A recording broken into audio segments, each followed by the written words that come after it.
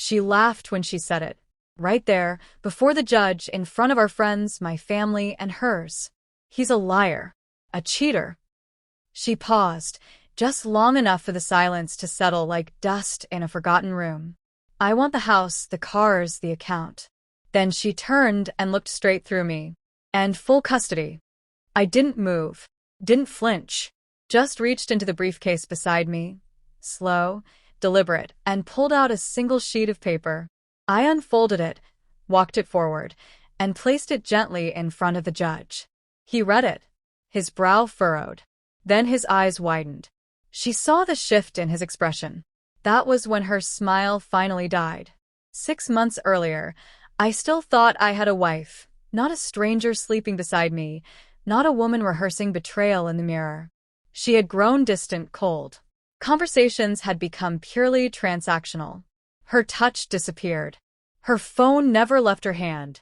But when I looked at her, I still saw the woman I married. Familiar eyes, familiar lies. She was the first to accuse me, out of nowhere. She said she knew everything, that she had proof. I laughed. Then I saw her face. She wasn't joking.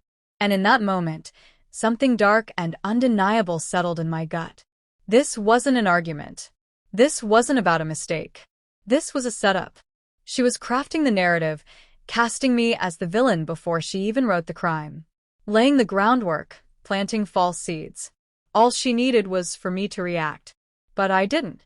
I didn't defend myself, didn't shout, didn't cry or plead. I observed. I listened. And I waited. Her behavior shifted after that.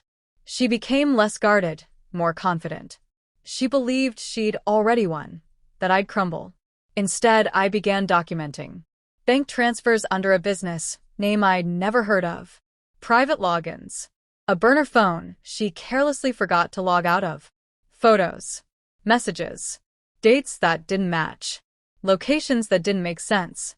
Names I didn't recognize. So, I hired someone quiet, discreet, experienced. And then, the confirmation came. Not just infidelity. Emotional fraud. A second life. A child that wasn't mine. Everything she had accused me of, she was projecting. Blaming me for the lies she was living. The evidence came in folders, neatly labeled, time-stamped, verified, and admissible in court. But I didn't need all of it. I only needed one page. The DNA report. The one that proved her son, my son, wasn't biologically mine. Fathered by another man. The same man she always swore was just a friend. The same man she now shares a home with. I never confronted her. That's what she wanted.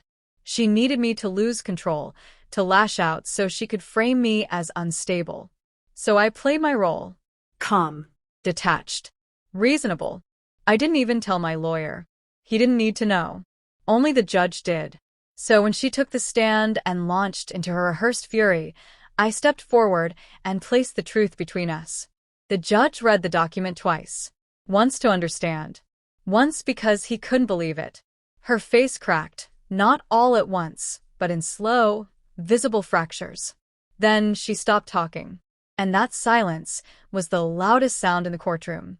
After the recess, the judge called us back. Her attorney looked pale.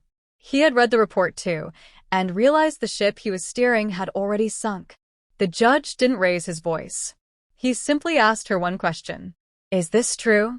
She didn't answer. She didn't have to. It was printed, signed, and filed. I didn't look at her, not because I couldn't, but because I no longer cared to. All those months, she built a case on lies and manipulation. And I let her. She thought I was too weak to fight back, too broken to think clearly. She was half right. I was hurt. But I had never thought more clearly in my life. She lost everything. The judge granted me full ownership of the house, the financial accounts, and, most importantly, sole custody. She tried to interrupt during the final ruling, tried to seize back control. But the courtroom didn't belong to her anymore. There was no audience left. No applause. Just the sound of her illusions crashing down. Now, I still live in the same house. It feels different, not haunted, just empty. A peaceful kind of empty.